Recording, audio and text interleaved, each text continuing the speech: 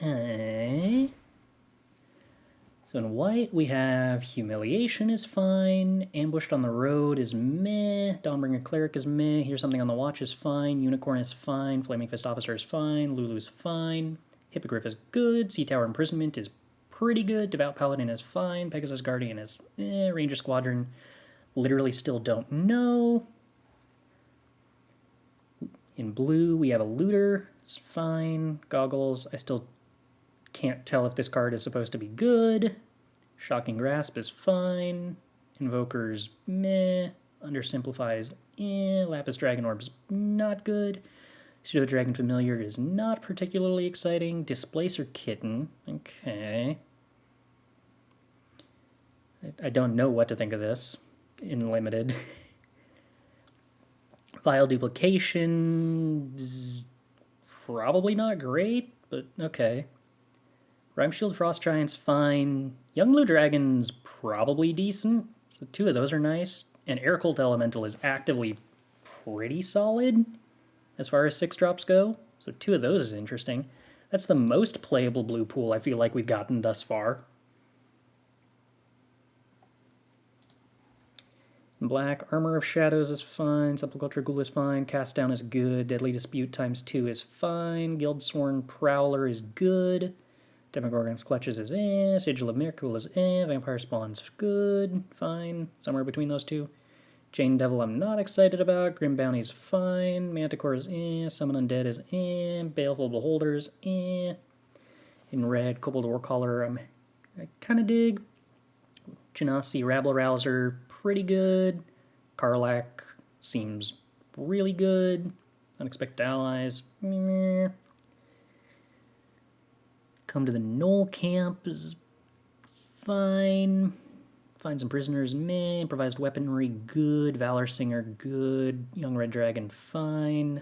Gate to the Manorborn, good. Line up a shot, Belt of Giant Strength. 1 and a green. Equipped creature has base power and toughness 10/10, equip 10. This ability costs X less to activate, where X is the power of the creature it targets. Huh.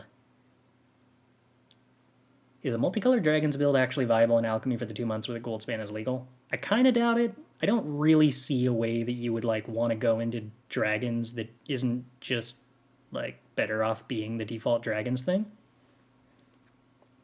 Circle of the Land Druid is meh. Poison the Blade is meh. Wilson Bear Comrade. 2 mana 2/2, ward 2, reach trample. Specializes into a 5/5 with 3 mana. Exile it from your graveyard. Target creature you control perpetually gets +1/+1 and gains reach, trample, and ward 2. Wait, okay. Wait, that's so much weird text. Okay. Okay. And then the other ones. This one turns it into a 3/4 that gains lifelink and grants lifelink. This one turns it into a 3/3 that can't be blocked and grants can't be blocked. It's 4/4 that gains menace and grants menace. And this one gains no stats but gains double strike and can grant double strike. I mean, the one where it becomes a 5/5 seems like kind of considerably better than all the others. Okay. And 2 copies of Band Together, Follow the Tracks, Monster Manual. Mill 5 cards, then return a creature card milled this way to your hand. 1 and a green, tap. You may put a creature card from your hand onto the battlefield, activate only as a sorcery. Okay. Okay. Interesting. And Owlbear and Emerald Dragon are fine. Hill Giant's actively good. Tasha, Unholy Archmage. 2 blue-black. Until your next turn, whenever a creature attacks you or Tasha, Unholy Archmage, put a -1/-1 counter on the creature. Okay, that's good. -2, target opponent puts a creature card of their choice from their graveyard onto the battlefield under your control. That creature gains ward 2. Okay, that's pretty good too. -6, target opponent reveals cards from the top of their library until they reveal 3 creature cards. Put those cards onto the battlefield under your control. Then they put the rest into their graveyard. Okay, well, we're going to play that. I don't know what we're necessarily going to play with it, but we're definitely playing Tasha. And Bag of Holding seems excellent, and Bronze Walrus and Pilgrim's Eye feel like they're going to come in no matter what.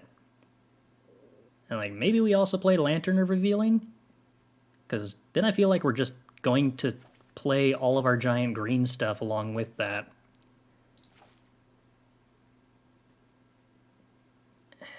Like, just, how do we just fill out the curve with good cards, mostly?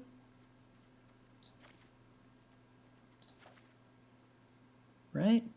Like, this looks mostly like a relatively playable pile of cards. I don't know if we have enough stuff that makes Summon Undead appealing. Did we have anything appealing in blue? Ooh, we did. We actually had the 2 Air Cult Elementals. It looked pretty appealing in blue. Like, we could play Displacer Kitten in Blink Tasha. I guess that's kind of appealing. We also have 2 Pilgrim's Eyes that we can blink. And a Vampire Spawn that we can blink. I kind of feel like probably not supposed to be playing Belt of Giant Strength when I could be playing things on curve instead. Like, Young Blue Dragon, when I've got this hideous... not Tasha's Hideous Laughter. Tasha Unholy Archmage. That's gotta be good, right?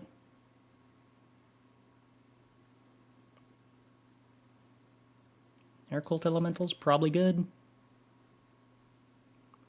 I mean, I kind of feel like this is what I'm supposed to be doing. I probably don't even want the Emerald Dragon, to be entirely honest. It's with 2 Pilgrim's Eyes, 1 Lantern of Revealing, 1 Bronze Walrus. Do we want Displacer Kitten? How many ways to activate it do we have? 1, 2, 3, 4, 5, 6, 7. Line up the Shot activates it twice. It synergizes with what? Air Cult Elemental, Hill Giant, Owlbear, Pilgrim's Eye, Vampire Spawn. That's kind of it. Have you found the mana in this set with no dual lands? So there's a lot of color fixing at colorless, with Pilgrim's Eye at common, and Prophetic Prism at common, and Bronze Walrus at uncommon. Green gets access to more color fixing, also Lantern of Revealing at common. I felt like if I wanted to play 3 colors, I could.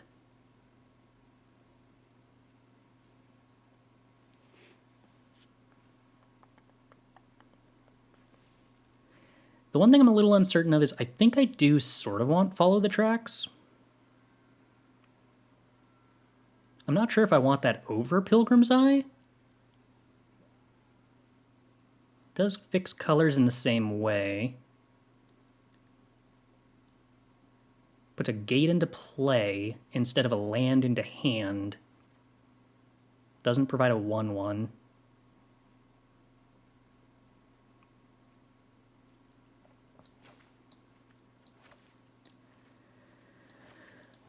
I could make the argument that Band Together doesn't really fit, because we don't actually have the ability to use it until after we're developing 6 drops anyway. In which case we could play the Follow the Tracks instead. And I kind of want to mess around with Displacer Kitten just for like the sake of experimentation. And I don't really know which card to cut to make that fit.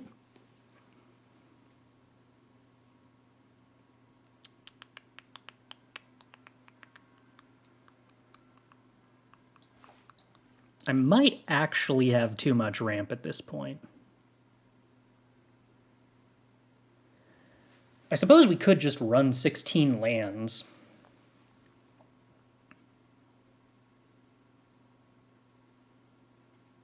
Between the 2 young blue dragons, the 2 Pilgrim's Eyes, the Lantern of Revealing, the Bronze Walrus, the Follow the Tracks, we do have to hit 3 lands. But 16 isn't bad at hitting 3 lands. Is there just like a easy cut we could make? I mean, Sepulchre Ghoul is not great, but it is a 2-drop that we can play on turn 2, and also blocks pretty well with Pilgrim's Eye.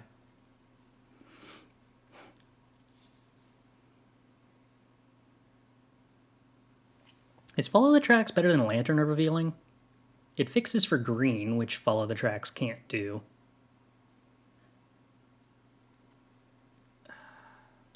I feel like Bronze Walrus is better than Follow the Tracks, probably. Maybe that's not even true. I don't know. I don't want to cut Pilgrim's Eye with Displacer Kitten and Sepulchre Ghoul. I don't want to cut Bronze Walrus at all. I guess maybe Lantern or Revealing?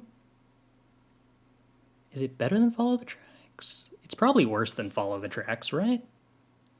Other than the fact that it fixes for green?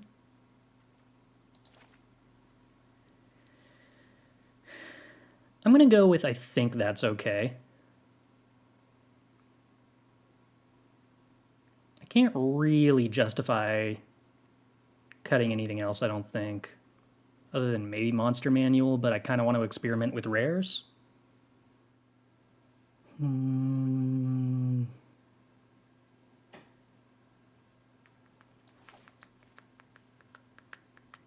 Yeah, this is probably fine. Alright, so I'm thinking... Oh, hold on. How many gates do we have? We have one green gate. Is that right? Oh, we also have this Corlessa that we could hypothetically play. We have Young Blue Dragon. It's just dragons, right? Not adventures? Just dragons. I think that's it. We have only those Young Blue Dragons. I don't think that makes me interested in Corlessa. I mean, I could play Emerald Dragon, but I don't think I want to.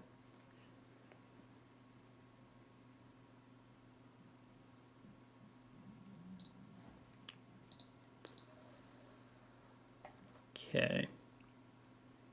I love the double green, double blue, double black mana base. It makes me super happy. So bare minimum, we need 2 islands, 2 swamps, 2 forests. That is the bare minimum. Then I get 10 more lands to work with. Of those, I think I want the 3rd island.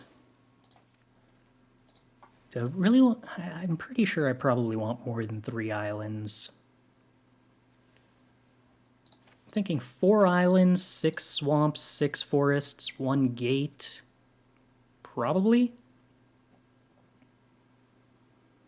It's not a huge amount of swamps for casting all of our black 2-drops on curve, though. Could I get away with 3 islands? Monster Manual Self-Mill can make the Pilgrim's Eye potentially whiff for the double blue, which is concerning. But Follow the Tracks and Walrus just conjure colors into play. Could also cut a forest, but then we're getting sketchy with Follow the Tracks mana. I think I need to play 3 islands, 7 swamps, 6 forests. I think 7 swamps is kind of the minimum I want to have when I'm looking at that many 2-drops. But I think that's where we're going. I think that's the ticket. Okay, so our mana fixing looks great. We've got a ramp and something to do on turn 2. I'm going to go with this is ideal, and I should not look gift horses in the mouth. Or gift walruses, either. Oh, and we're on the play? Delightful. I even get a 2-drop that I'm allowed to cast? Do I want to line up the shot? Probably not. Why would I want to line up the shot when I can instead get closer to having Tasha?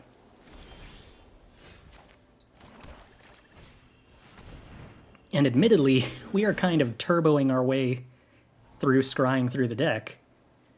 Bag of Holding is a little appealing. I mean, it's a tiny bit slow, but... What the heck. I got enough card draw. Let's just keep turboing through the deck and find our Planeswalker. What else would we ever need to do? Specialize is discard. Ooh, we are are flooding a bit. Kind of wishing I had that bag of holding. Just a tiny bit.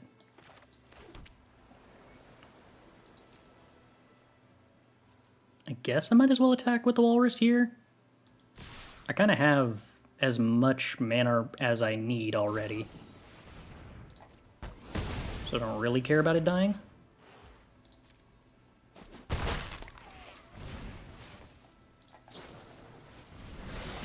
Thought they were countering that and I was going to be so disappointed.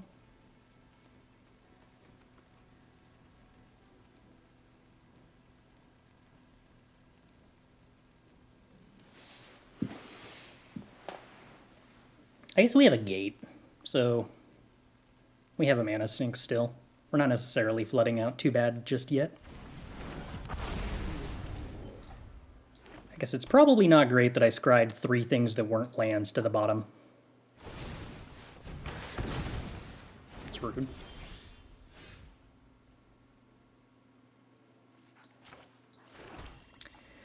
Especially because it actually blocks this young blue dragon anyway. Well, what if we just kept scrying and drawing cards and playing creatures? Ew.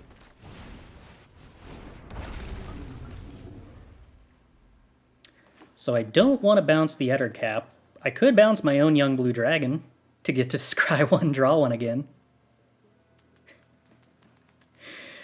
That would only be kind of the stupidest thing I've ever done.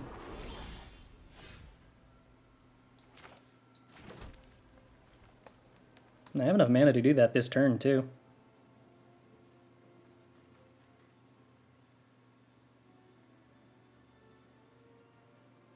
Oh, that would be so stupid. But I really can't bounce this thing anyway. I actually think that's what I'm supposed to do.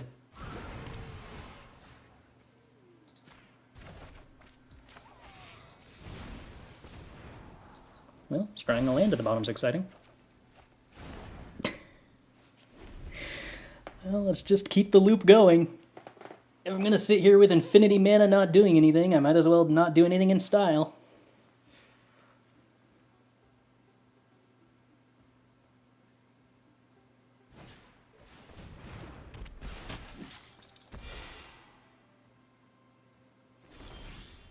There we go. Alright. Now we're really not doing anything in style.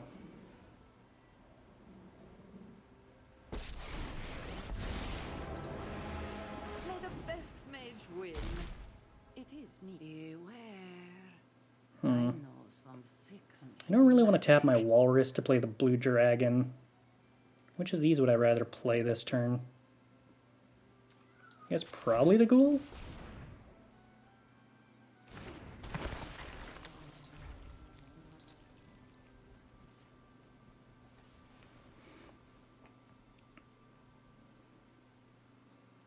Oh, I could have played the Prowler. My walrus makes black. Whoops. Oh my, that Ettercap's big. Kinda wish I had a Death Toucher now, suddenly. But the Flaming Fist can't attack, or else it just dies. And it's gonna be kinda hard for the opponent to punch the Tasha. This card seems like pretty ridiculously busted and limited.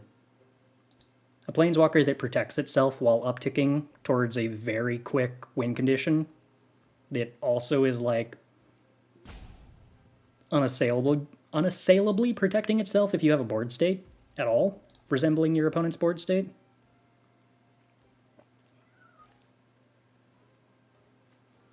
Like, it isn't even -1/-1 until end of turn, it's just they permanently shrink any creature that attacks.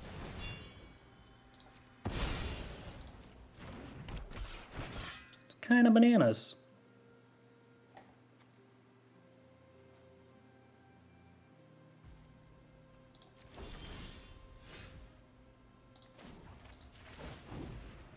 Alright, so we can just ultimate our Planeswalker next turn. Don't come any closer. Because why not?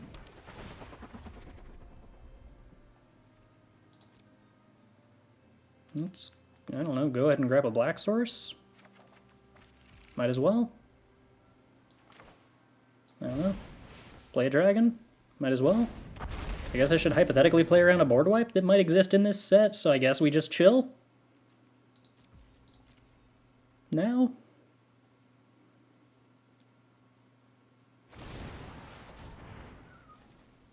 Oh no, not my walrus.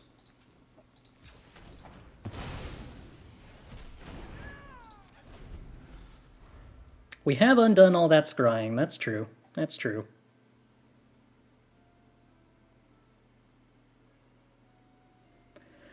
Deeply regrettable, but here we are.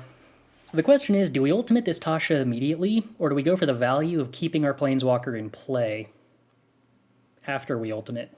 Like one more turn of upticking.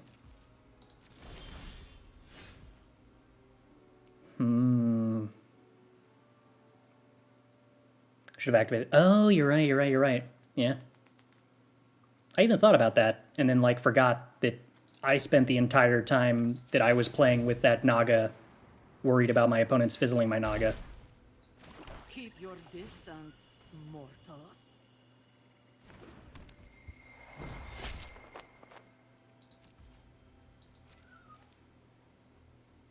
Yeah, that's true. Fraying Rope is a board wipe that actually incentivizes me to sit around with the Tasha. Because I can only save one creature from it before they have it go off.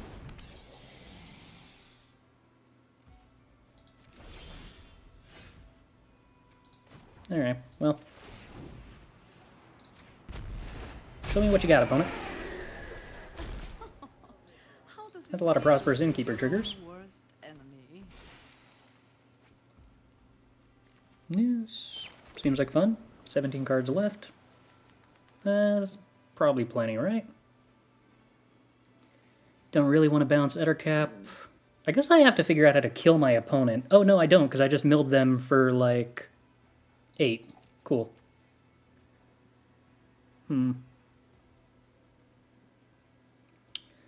Let's see. We can specialize our Lulu.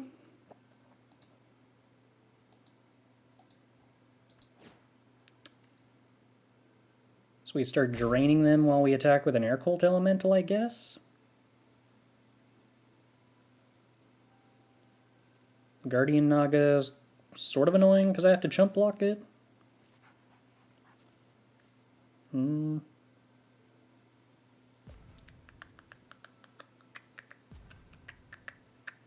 return the Guardian Naga to hand, I suppose? Yeah, probably just supposed to do that.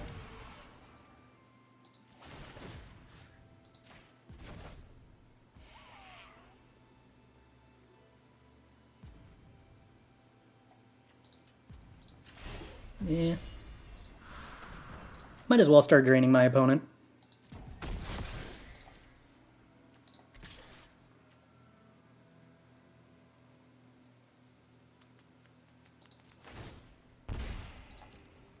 We'll get in them. How much damage do we have if we bounce the Reacher? 5, 8, plus 4, 12? 12? And then playing Vampire Spawn is 14?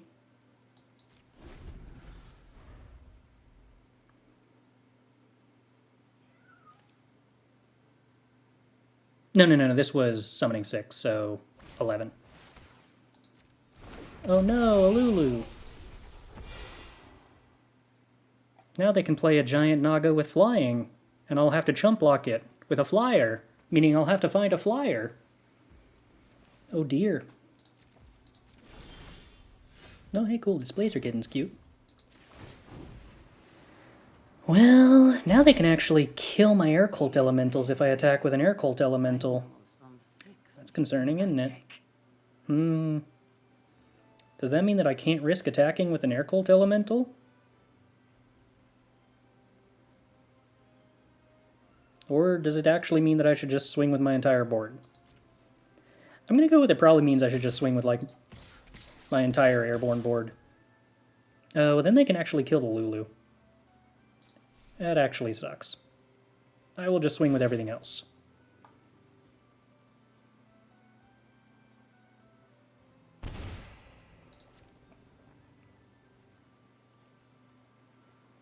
Oh, also I should be able to block the flyer on the off chance they can like pump it somehow and kill my Tasha. That would be a bummer.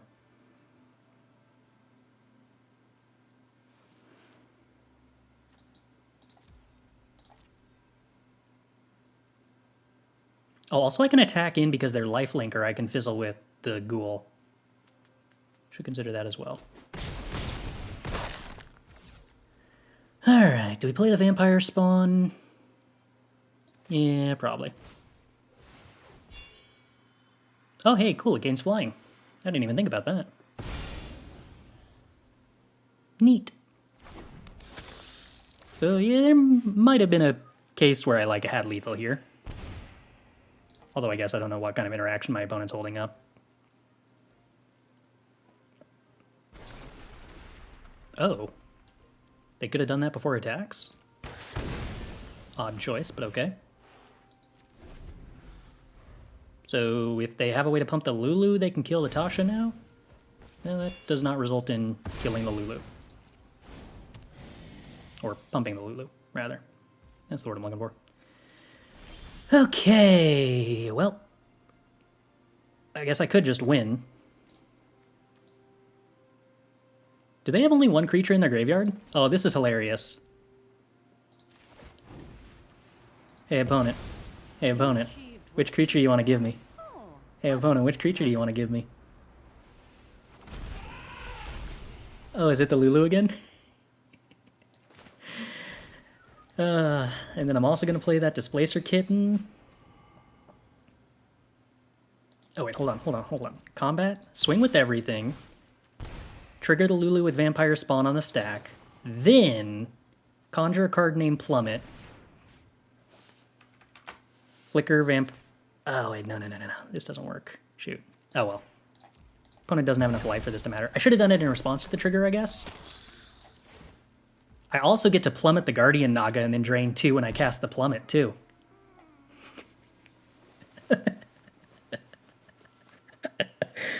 Oh, that is like such a brutal amount of complete overkill. I was like so completely ahead of that game from like turn 4. Like, I think that might be the meanest game of Magic I've ever played. In terms of just sitting around feeling like I'm playing with food for 15 minutes. Alright, well, once again, our mana is fantastic. We have turn 2 Young Blue Dragon. Everything else is, like, not good on curve. And if the opponent just plays aggressive creatures, we're gonna die. But... Huh, alright. So, play Pilgrim's Eye, play Grimm's Bounty, play Hill Giant. Okay, well, that's horrifying. It's very rude, opponent. You really don't need to go that hard on me. Is it better to play the Pilgrim's Eye or better to play Follow the Tracks? It's probably better to play Pilgrim's Eye.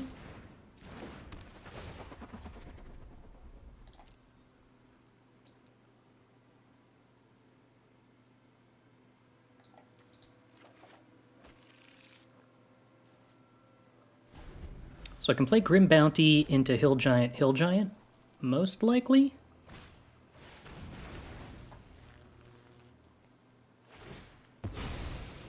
Oh. That's rude.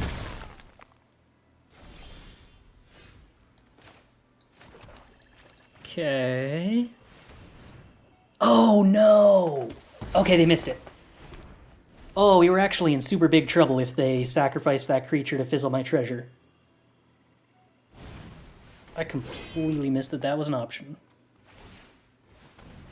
Alright, that's a big 4/4. I'm taking much damage. Alright. Hill Giant, do the thing where you stabilize me, please. Opponent, please don't have any more treacheries. Because I kind of just lose if they have a treachery.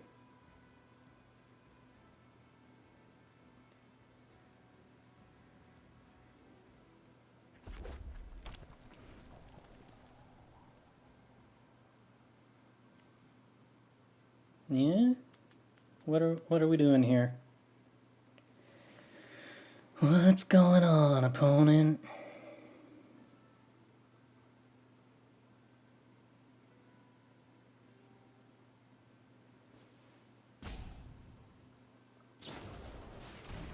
Okay, we're playing Hill Giant Shrinks. Perpetually gets... Okay, so even if I blink it with Displacer Kitten, that still doesn't actually fix it. Lame. Alright, well, we'll just play another Hill Giant then. Why not?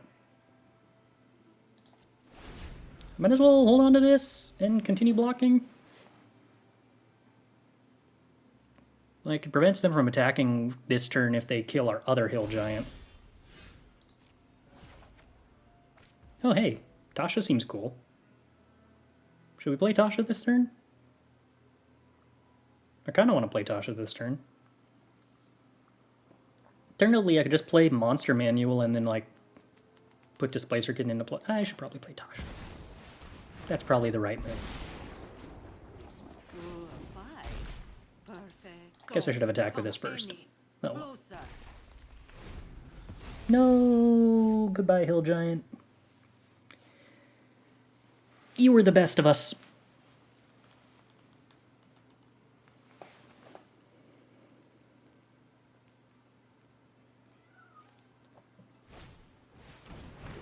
Okay, another Sepulchre Ghoul is not the scariest thing in the world. 1/06 seems a creature in the art. I don't think we can actually... Yeah, I can't put a creature from our graveyard into play because I can only choose opponent's graveyards. Which means I could put the Ambergris into play, which is not a bad card, but my hand is kind of full. Active player, non-active player order. So if they attack with Sepulchre Ghoul, it only becomes a 2/2? Or rather, it becomes a 2/1? Yeah, well, that sounds pretty good for me.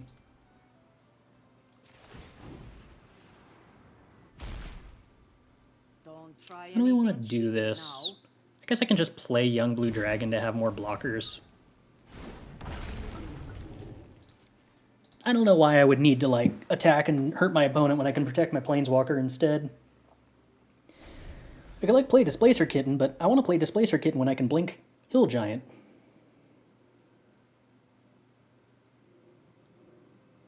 Don't worry, opponent, I'm not going to ultimate it this turn anyway. I want it to stick around and keep getting value.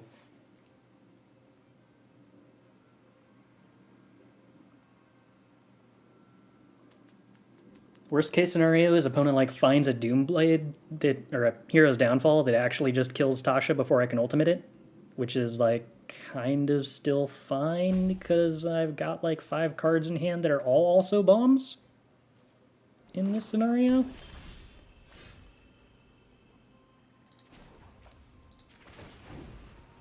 So I'm just going to make the objectively wrong choice and continue upticking Tasha to win more. Seems like the right thing to do. By, like, no actual metric, but, like, by feels like the right thing to do kind of metric, you know?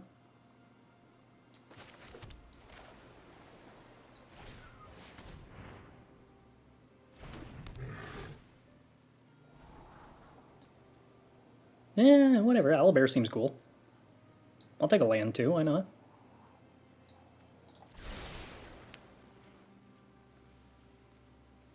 Do I want to do 3 damage to my opponent for free?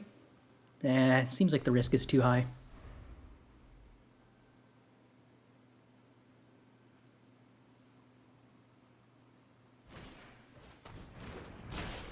Okay. Shambling Ghast. Which kills the Pilgrim's Eye. And leaves them with a 6/3 attacker. Ooh, look at that. They had another steal effect. That's cute. It's quite cute, honestly.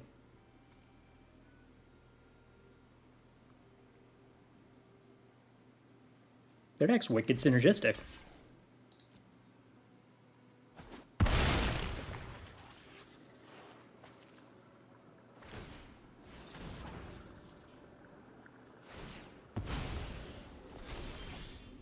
I don't think they wanted to do that because the specialize on will kind of incentivizes you to sacrifice another creature anyway. But, oh well. Let's see. We should probably ultimate Tasha and see what happens before we make any other choices. So how much of our opponent's deck does that mill? Oh, it just hits... Oh, I see. Puts 3 and then mills the rest. Sure. Well, milling Craving is good for them, I suppose. 4... Yeah, so let's go with attack with Hill Giant. Oh yeah, they might have. They might have missed it. They get to keep it until the end of their next turn. Because, like, keeping it around would also have stopped me from making this attack. I guess it wouldn't have. It just would have stopped them from taking the damage from the attack.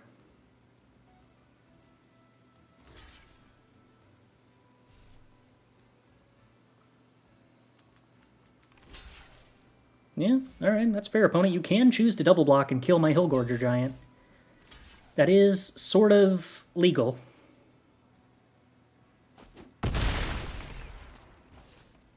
Let's go ahead and play this here Displacer Kitten, and cast this here Follow the Tracks, and blink that there Hill Giant. Go up to 13. Remember the point of this game where it like looked kind of scary and like I might almost lose? It's funny how that works.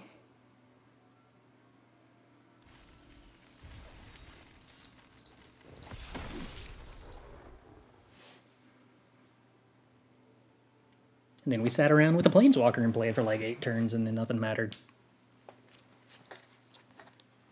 Fair to say the one treasure they gave away cost them the game?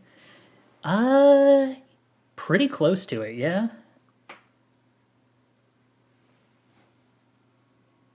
I'd have had to spend 1 turn playing something that wasn't a Hill Giant.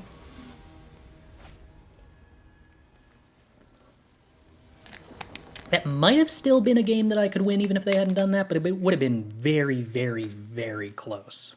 And very easily could have gone their way. I don't remember exactly what the board state looked like at that time. Alright, well once again our mana is perfect.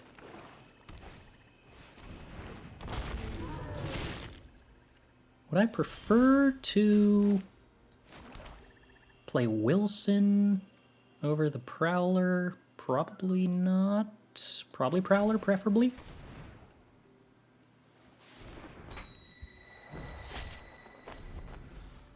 Because there's a chance the next turn I play Follow the Tracks, and then I'd want to have the Prowler to block a 3-drop. Don't want to make this trade. I don't really want to make this trade. I do not want to make the trade. I think I'm supposed to not make the trade. What are you?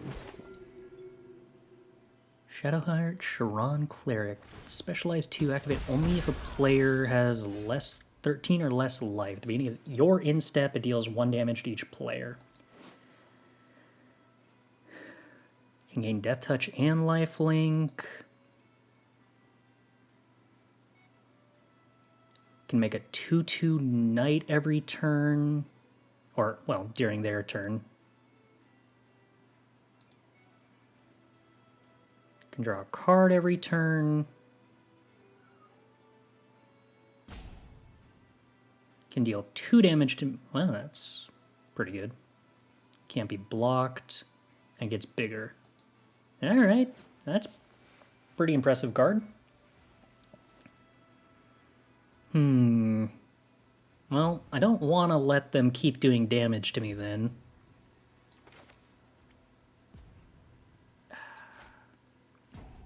I don't really want to trade off the bear either. Oh.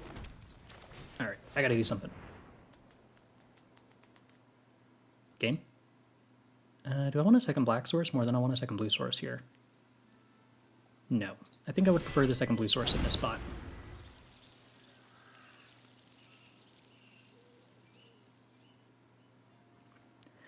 Only now realize that I only have 1, or rather 0, time banks left. So we kind of had to do that quick. Okay, if you are willing to trade off the Shadowheart, I 100% do not want to have to continue dealing with that card. can play Pilgrim's Eye and the Wilson next turn. Alright. Opponent successfully being relatively aggressive, or I could just play an Owlbear, which is much better at blocking than the Wilson that I don't want to block with, or the Pilgrim's Eye that can't really profitably block. Definitely better than both of those things. Yeah, I do agree that that was kind of a strange attack from them in that spot. So, absent a combat trick, they have to pump the Servok and attack, offer the trade with the Owlbear, which I would gladly accept. Then we find out whether or not they have a combat trick.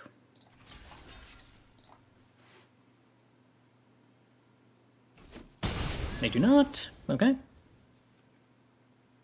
From a tempo perspective, I find this acceptable. Earth Cult Elemental. And they do not roll well enough to keep one of their lands around. Oh dear. I'm sorry, opponent. Alright, well, let's get rid of the forest then. Draw a forest. That works. Alright, so that is a big Earth Cult Elemental. That could become sort of a problem.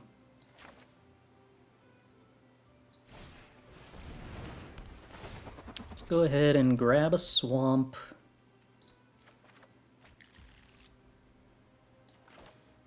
And then play the forest and the Wilson, I think.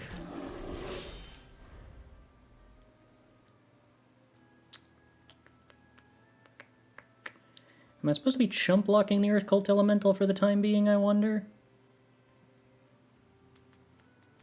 I could just take the 6.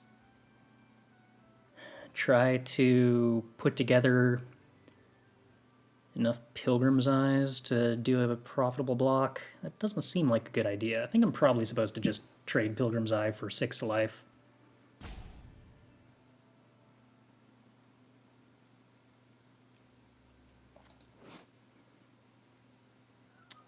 And again, Wilson turns into a 5/5.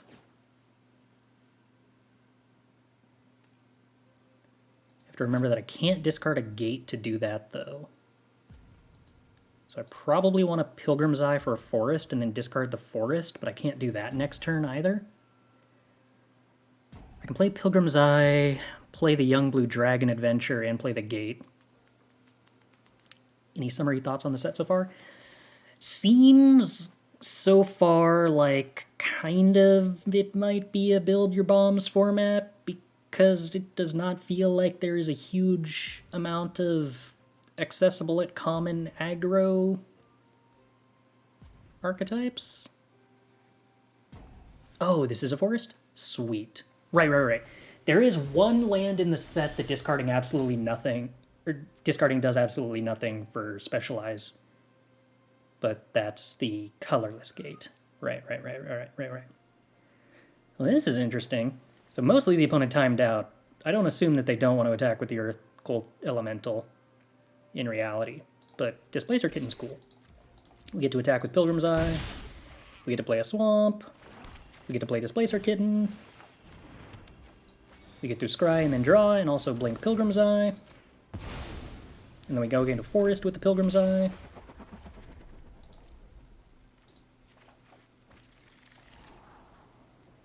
Do we want the vampire spawn? I mean, it's kind of cute, but like, a removal spell would probably be better, right? Alright, well, I'm going to go grab the kitty cat while we are waiting for the opponent to time out.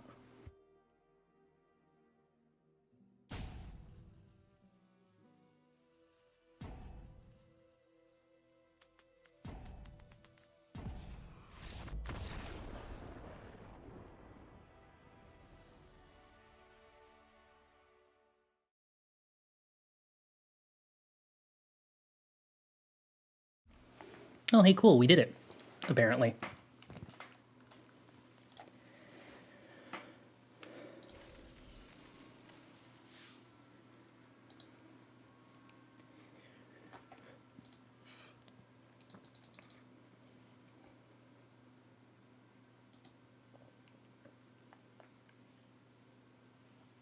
Opponent didn't need timeout. I missed the start of this game where they just totally sat after losing a land to their elemental. Kind of. Presumably. They played a 2-drop and then sacrificed that 2-drop for 2 mana to play the Elemental, and low rolled and did not appear to make a land drops after that, which is not great for them.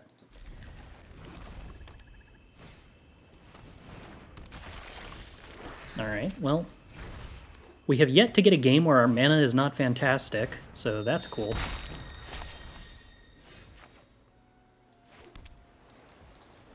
Guildsworn Prowler makes me sad. Can't even profitably kill it.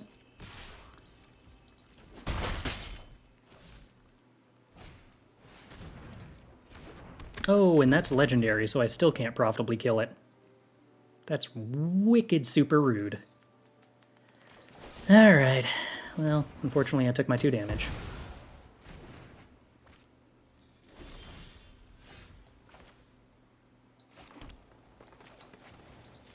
Hopefully we get to return a creature with this. We do. It's a Wilson. That's something at least.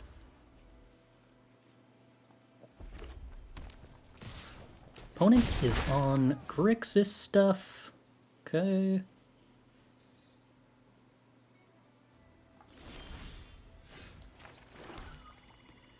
Do we want a Grim Bounty kill the Vattel? Or Vol? No, I'm probably better off doing Young Dragon and then playing Wilson things. Do I want a Pilgrim's Eye right now? I kind of don't want a Pilgrim's Eye right now. Did I want that land? No. But I suppose there was no avoiding it.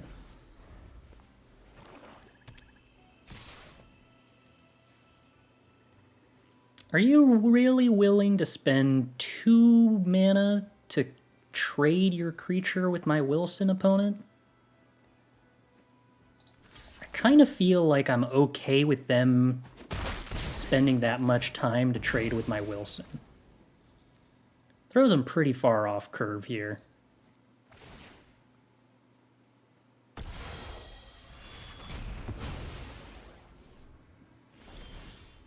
Ew.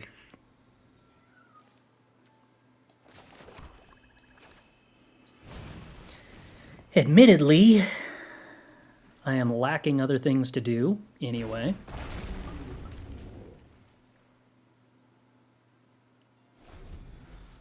Okay, they didn't kill my dragon. That provides me a blocker. Val has looted a grand total of 0 times, which makes me not terribly scared of it. I guess they can loot and then specialize?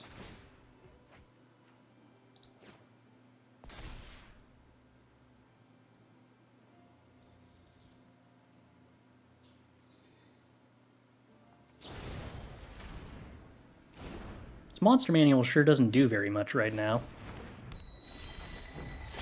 Oh, alright. Get to do more dragon things. Now we can do an air cult elemental thing. Alright. Alright. That looks like a game plan to me. I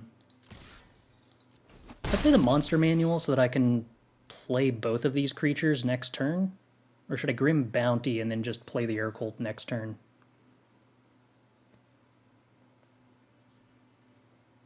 I mean, 2 creatures sounds like a lot of fun. 2 creatures sounds like a lot of fun.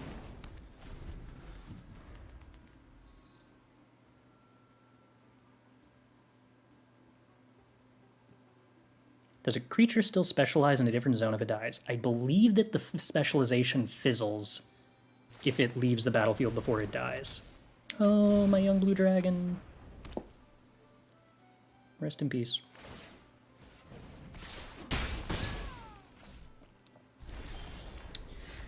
Hill Giant Herd Gorger. That's also a good way to spend a ton of mana.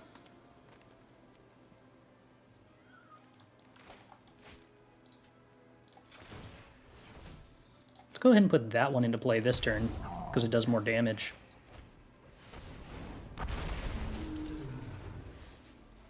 Then we can, like, Air Cult Elemental bounce something and Grim Bounty removal something next turn.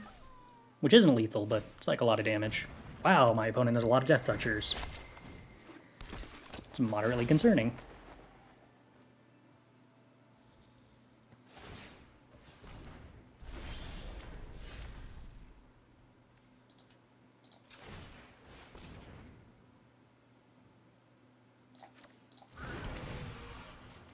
go ahead and bounce that Death Toucher, shall we?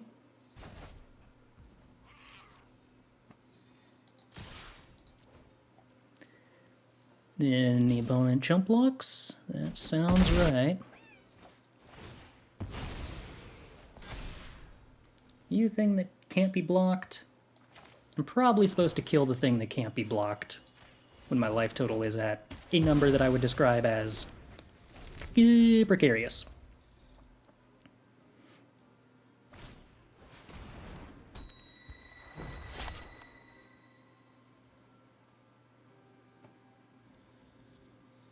These Guildsworn Prowlers are so completely absurd that they are just single-handedly keeping pace with my ocean of 6-drops.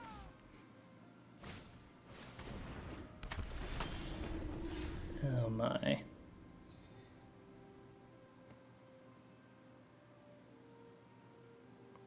Huh.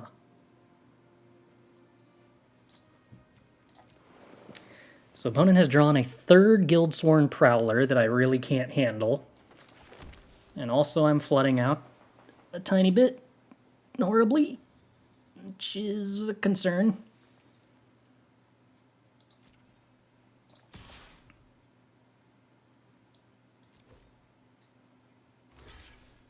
Yeah. Kind of have to be okay with this trade because it stops them from drawing the card off the creature. Yeah, they've got 2 Prowlers, and that is their 3rd and 4th Prowler, respectively.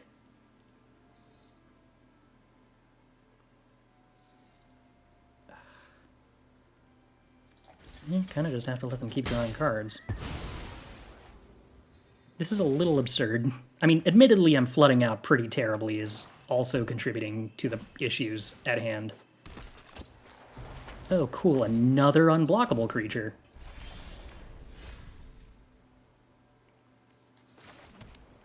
Okay, well. I guess I'm probably just going to lose right now. I don't know exactly what this does, but I have to imagine it kills me if it specializes. Okay, didn't. So that's cool. There we go. Okay. That might be in time to prevent me from dying. Probably isn't. Oh, it's not, because of the Ghost Lantern. Provided that it gains any stats at all when it specializes. Yeah. Nope, okay. Well, they just had a mountain to kill me. That's a little... Wait, what? Oh, they don't have any instants of sorceries? Okay, well, I still can't beat that, and I actually needed to put these in the other order. They can choose which creature to give me. Shrinks it down to 2. No. Wow. I'm going to go with mostly drawing 12 lands when your opponent draws 7 is like the major contributing factor to that. But, yeah, that is deeply disappointing. I think if I had drawn the Tasha a turn earlier, we probably still would have won that game, but I guess I don't know how many other, like, cards my opponent had in hand with 5 cards in hand. I feel like I probably had enough information to know that I was supposed to switch Tasha and the... Wow. The mana's just consistently being literally perfect, huh? I will not complain. But to switch the order of Tasha and the bounce card last time, I still don't know if that actually would have made any difference at all, though. It would have gotten me to the same spot. Yeah, it would have gotten me to the same spot. It wouldn't have made a difference.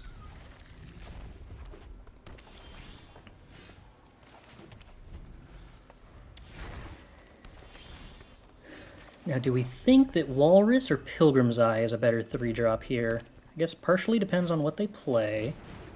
That's not really terribly relevant yet, but it also depends on what they could play this turn. I feel like I'm supposed to play Pilgrim's Eye so that we can block a flyer, potentially. And I feel like I'm probably supposed to get the second island for an Air Cult Elemental here.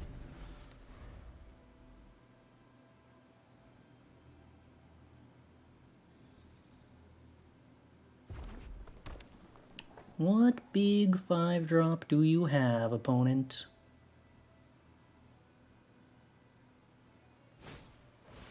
Oh, nothing. Just a ramp spell. Sweet. It's kind of wild that Underseller Myconid is a 3-drop. That just, like, goes hyper wide. If my Pilgrim's Eye had been a Myconid, to have 2 blockers to protect the Tasha, plus, like, another blocker? That would be so wild. Well, Hobgoblin Captain does not get to attack into Tasha without a pump spell, so we'll see what else the opponent has going on here. Hold back Pilgrim's Eye in case they have a haster.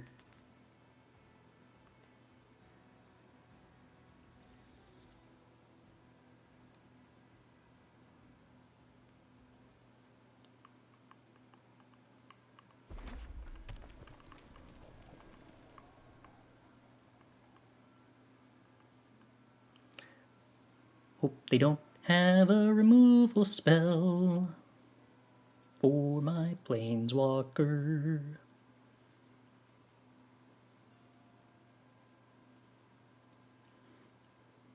The weirdest part is even if they do have a removal spell, I'm kind of still, like, in pretty reasonable shape.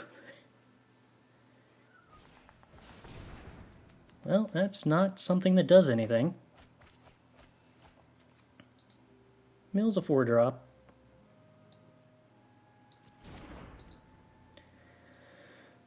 Sure. And then they play that, and then they can't attack with anything. So they say go, and then we play Tasha, and I guess could blow something up with Grim Bounty, like the Dragonborn Immolator. Could just play the Bronze Walrus and the Young Blue Dragon. I don't know. If they couldn't do anything last turn, why not just assume that they can't do anything next turn either?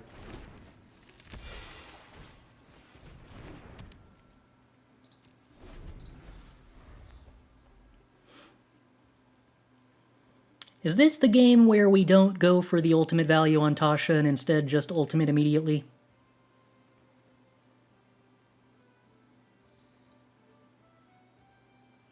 Is this the game where we make the good choice? I don't know. I'm not really feeling pressured to do so.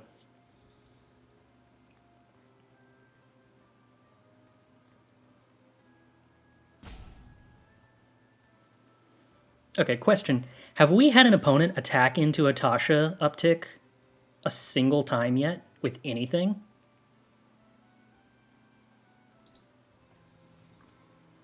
At any point in any of these games?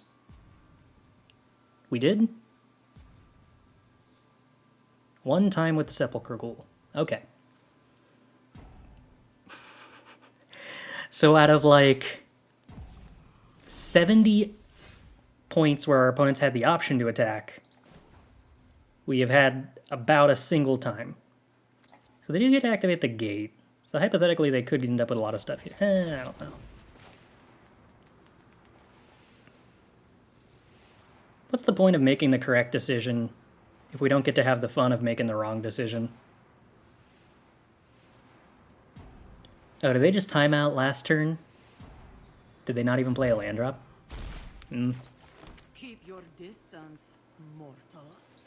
Well, let's go ahead and do some augury. Why not? Oh, hey, another air cult elemental. That sounds like it would be absolutely delightful right now.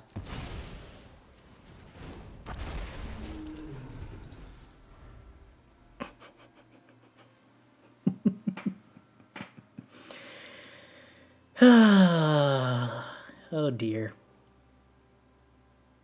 Hopefully they don't, like, automatically concede this game when they rope out this turn, because that'll deny us another opportunity to ultimate Tasha. And so far I think we're 100 for 100 on ultimating Tasha in games that we win.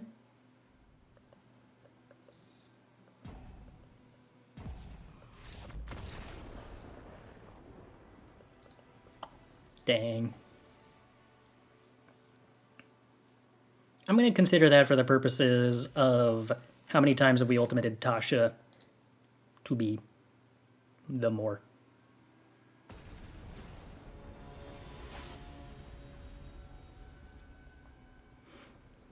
Yeah, admittedly, there are a lot of control decks where ultimating Tasha would just instantly kill them. I think this is the first time we've had an opening hand that didn't have all 3 colors of mana. Well, was.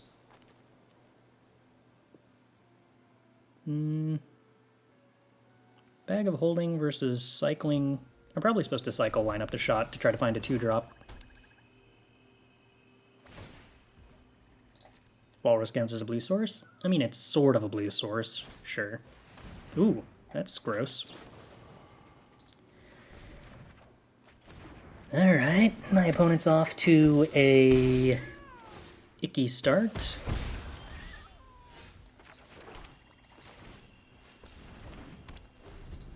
Yeah, I might not be able to beat this. Cobalt Warcaller is kind of a nutso card. Jeez. Okay. Ugh.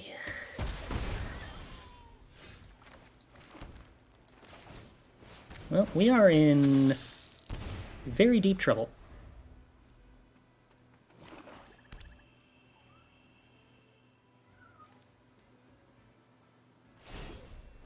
Yeah, that's moderately scary.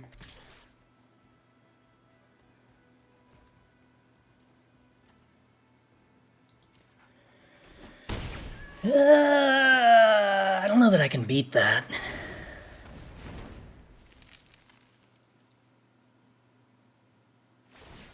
Oh, thank goodness they didn't give that haste before they adventured it. Small mercies.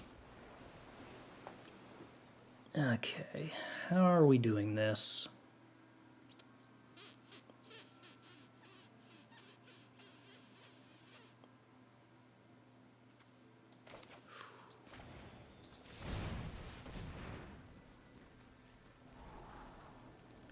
Can I even accept that right now? I don't really think I can. Displacer Kitten doesn't do anything. Nah, I'm just dead on board, aren't I? Gross. I'd be hyper dead on board had they actually given the flyer haste, but... How utterly absurd.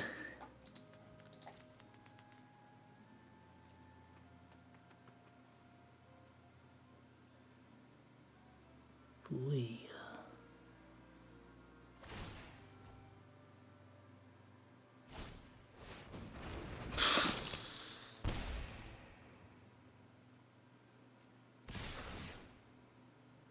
I got nothing. I got nothing. There's literally nothing I can do.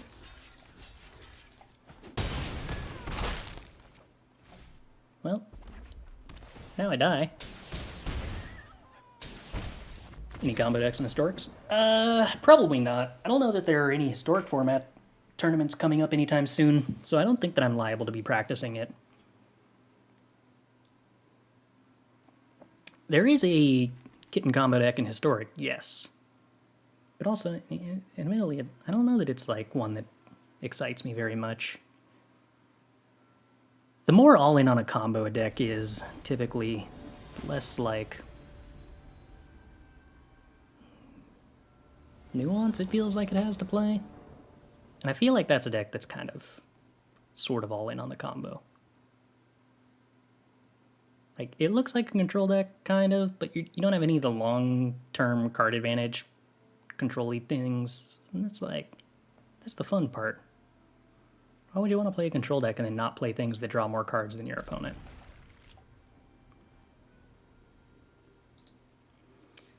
So once again, we are on the draw. I did think that the like scariest part of this deck was going to be that we might not have enough 2-drops to play on curve appropriately. And thus far, that seems to have borne out, as the way that we lose games are mostly against aggressive decks where we don't get to play 2-drops against things that are aggressive. Yeah, definitely don't want follow the tracks. combo decks you like are combo with a control shell, not combos that rush for lethal. The types of control decks or the types of combo decks I like are decks that are control decks that threaten a combo. But there's a line between when you are playing a combo deck or a control deck that can threaten a combo versus when you are playing a combo deck that is trying to control up until it has to do the combo.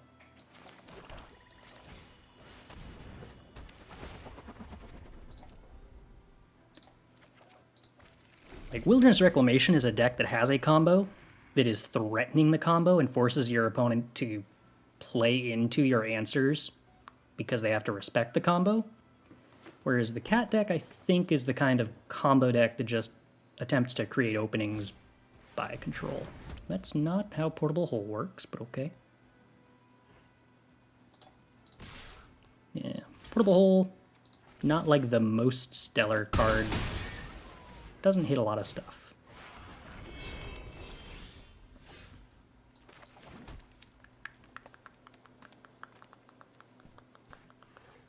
The mana curve here is not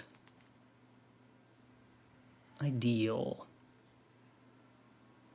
I guess I'm probably supposed to play the Pilgrim's Eye and then just go get a forest. So that way I can play the Owlbear next turn.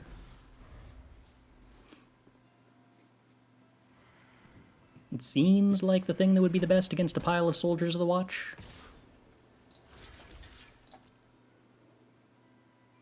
Pilgrim's Eye looking pretty stellar thus far. Not just in this game, but like in general. Ugh. I don't love my opponent having the Blessed Hippogriff and the land. My life total is relatively high. I kind of wonder if I want to follow the tracks plus play Wilson here so that I can just start Air Cult Elementaling next turn rather than playing the Owlbear. Alternatively, the Owlbear actually does, like, attack my opponent, which is kind of cool. Still, probably supposed to be doing the rampy thing.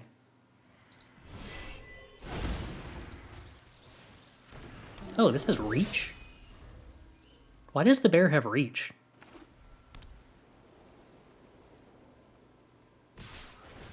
Hey Chris, only got the end of that. Were you commenting on the new historic landscape with Food and Phoenix nerfed into the ground? Did Phoenix get nerfed?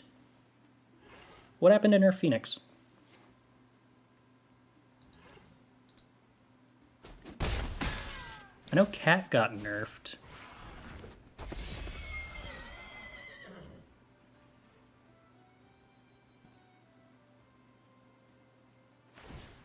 Trying to think of what that would be. Because it's Wilson? Does that make sense? Is Wilson like a character that's famous for having reach? I'm probably supposed to play... Oh, I had a young blue dragon elemental I could have played last turn to block the Blessed Hippogriff. That probably would have been better than what I did. Well. Don't want to give back the Hippogriff, do I? Yeah, not really. I also don't want to block with this Wilson, so... Oh, Unholy Heat got nerfed. Yeah. Oh, and DRC. Cool. Cool. I mean, Phoenix without Unholy Heat is still a deck. I haven't really thought of how that's going to shake up the metagame. I was mostly just commenting on the Cat combo deck.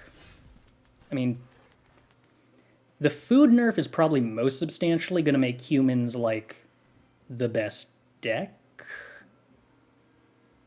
So I guess if you want to try to build a control shell now, you have to try to build it to beat humans, and that's not easy. What preys on humans? Oh, they also nerfed the Meat Hook Massacre plan against humans. Wow, they, like, nerfed every single way the decks have to beat humans.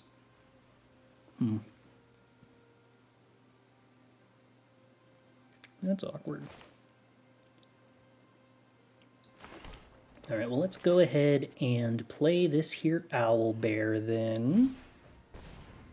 And draw a card. And I guess we can eventually discard that bear to Wilson, although the blue Wilson is not the one that I most want. I kind of want the green Wilson. Oh well. We're going to hold on to our young blue dragon activations so that we can draw a card off Owlbear when we play it, because, of course, we are not playing this to maximize our ability to tempo out the opponent or our ability to win this game. We are only playing to maximize our ability to draw cards.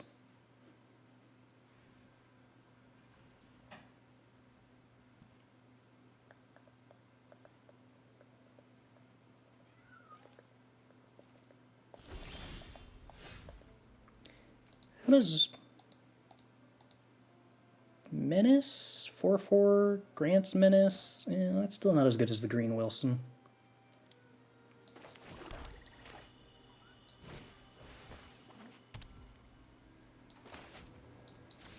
So let's go ahead and draw a card and blink the Owlbear.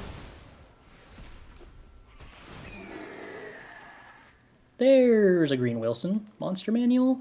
Nah, not willing at this point. Might mill Tasha, not an acceptable risk.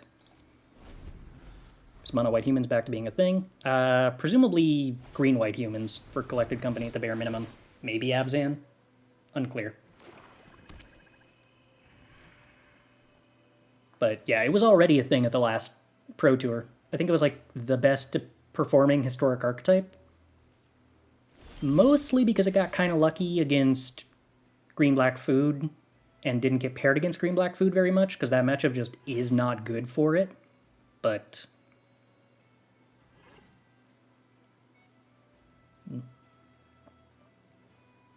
now that deck basically doesn't exist. So its only really bad matchup that pushed it out of the meta in the first place is gone. So it stands to reason, I think, that it would stick around. Let's go ahead and kill the Hippogriff. And blink the Owlbear and draw a card.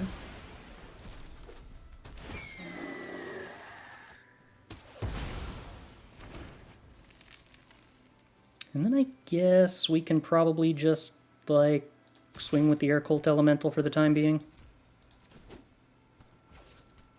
And I guess we can probably just, like, play more Flyers for the time being. Oh, wait, no.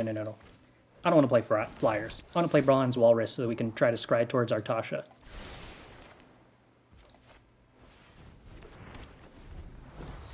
That's a much better plan. Can Jund be a Devil Still Wreck Humans? Maybe? Oh, alright. Destroy all creatures. For each non-token creature destroyed this way, you create a tapped treasure token. Okay, cool. Seems good for me.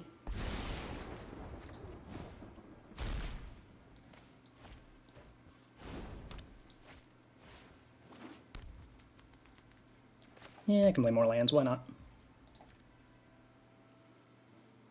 Nabona definitely does have a lot of treasures.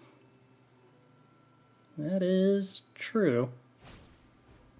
Whether that will be enough for them to win this game, I kind of doubt, but we shall see. Oh, Hill Giant letting them gain life does mean the Celestial Unicorn can actually get in and trade with my dragon. So that's cool for them.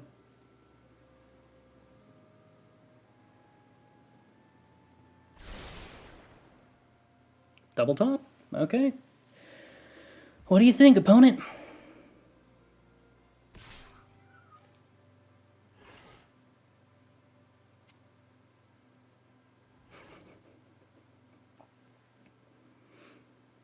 I mean, they've got 18 cards left in their deck, so I think if I ultimate Tasha, I win just by mill, most likely.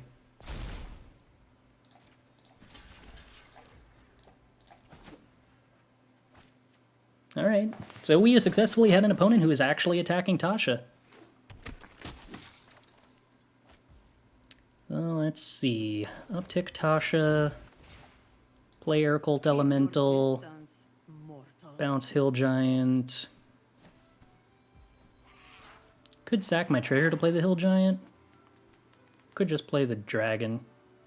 It's probably better to gain some life. I don't know. Might be in danger of the opponent killing me otherwise.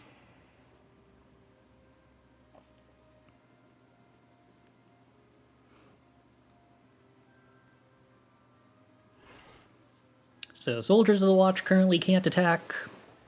Bronze Walrus could. Alright, alright. Opponent recoups the value from the portable hole they played earlier.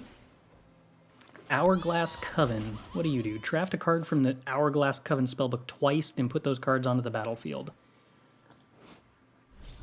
Okay.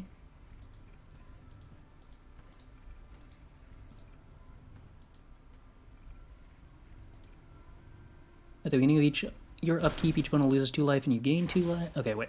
Scoured Thoughts. Each opponent mills 5 cards at the beginning of your upkeep. Wow, that's actually, like, extremely bad and horrifying. Huh. That's gonna be a problem. That kills me very, very quickly. Okay, well, I guess I'm going to have to mill my opponent out here, hopefully. Steaming hot. Nope. Did not successfully mill them out. You may look at the top card of your library at any time. You may cast Cleric, Rogue, and Warrior and Wizard spells from the top of your library. At the beginning of combat on your turn, if you have a full party, put a +1/+1 counter on each creature you control, and those creatures gain Death Touch until end of turn. You are just a giant, so you're not doing anything. I could loot into that, though. I also have a Wilson. I'd also draw with Skullport instead of looting, which kind of amounts to the same thing. Other than it lets me activate Wilson. So mostly I can't actually win here now because they hit 1 card. Huh. Well, I could still hit a removal spell, of which... do I have any? I don't know. I have 1 cast down in my deck. And then, in that case, I don't want to get the Hill Giant off the top of my deck because it's 1 less card that could potentially be a milled cast down. Okay. Goodness gracious. Alright, well, I guess I have to try to race my opponent now?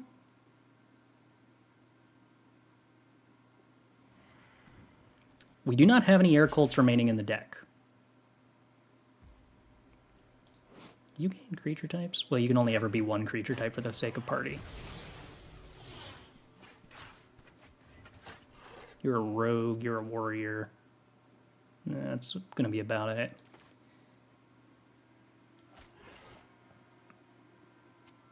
Guess I might as well do this now.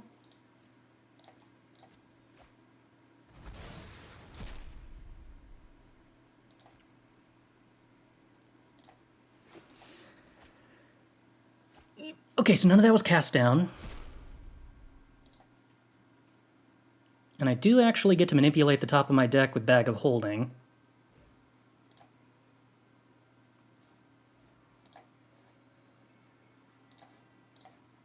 I know none of those bottom ones... Oh, I also have Gate to Sea Tower that I can use.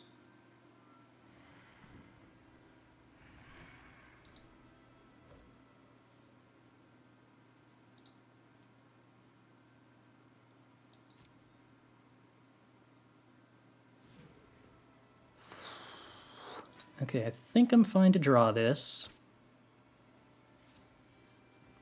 Is this draw, then discard?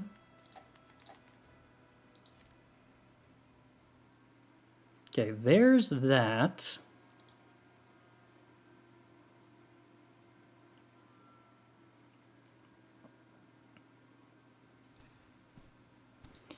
Am I better off cycling to line up the shot? Or sacking Sepulchre Ghoul?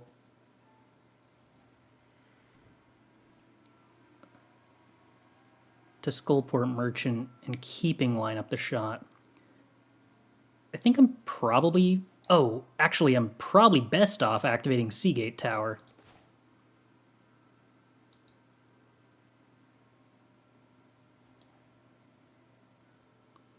Oh, I should have activated that instead of cycling through the land with Bag of Holding. That was an error. Interesting. Alright, so we get rid of that hag.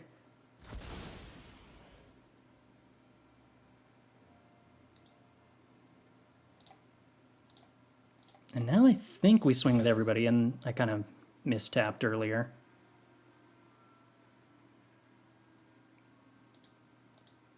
Because I wish I could play Sepulchre Ghoul here.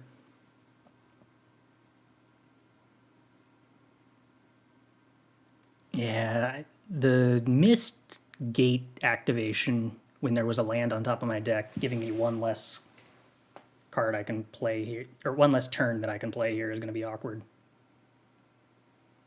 See, could have been Monster Manual. It couldn't because I don't believe we had shuffled. I think we knew Monster Manual was below where Cast Down was at. Oh, no, you're right. Seek isn't the next one down. Oh, so me activating Gate like that was actually super wrong. Okay, well, not punished. We have successfully learned how Seek works.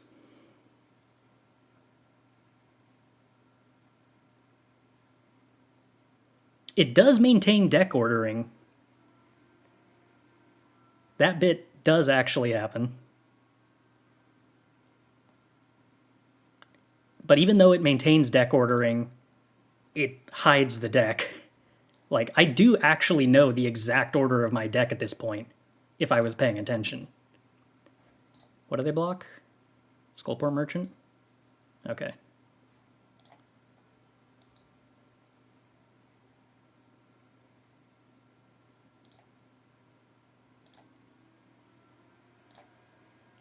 I mean, currently we have 5 power in the air over the course of 2 turns, which is probably going to be enough, especially because they didn't block our Trampling Bear.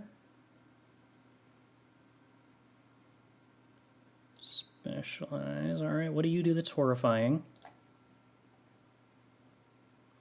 You're a Naturalize that also can gain 4 life. Cool.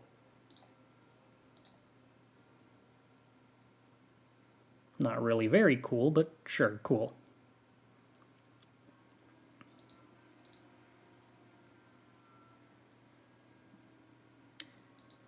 Yeah, I potentially did that pretty wrong with the usefulest swing with the Skullport Merchant, huh?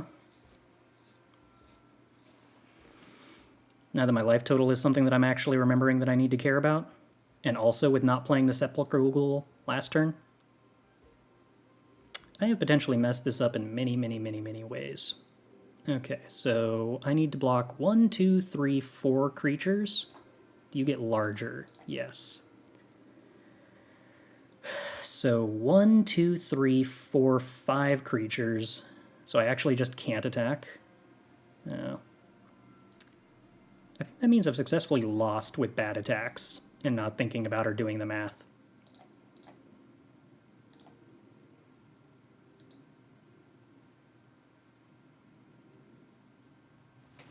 Well, that's a sloppy misplay.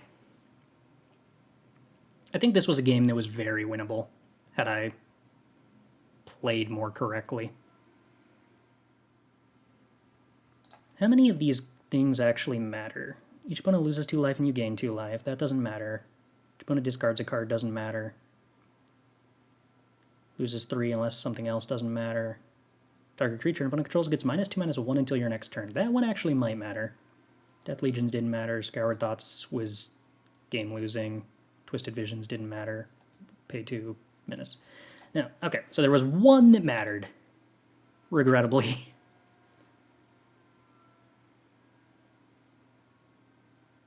Okay. So block here, block here, block here, block here, block here. Take 2.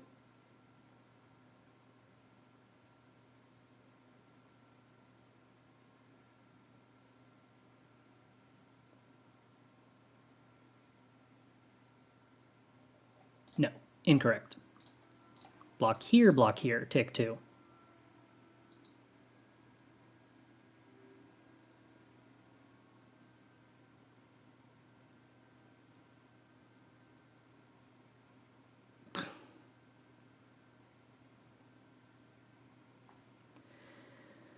What else do I have in my deck? Nothing relevant.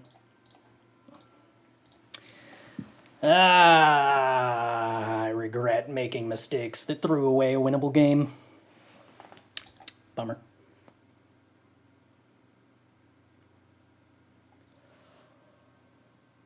I was assuming with the all-out attack that they were going to block in a way that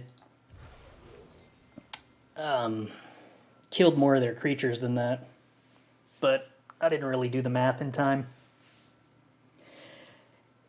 Every other creature that I attacked with was correct. I didn't think about the fact that there was no point in attacking with the 1/4. And having the one additional blocker really would have made a rather substantial amount of difference there.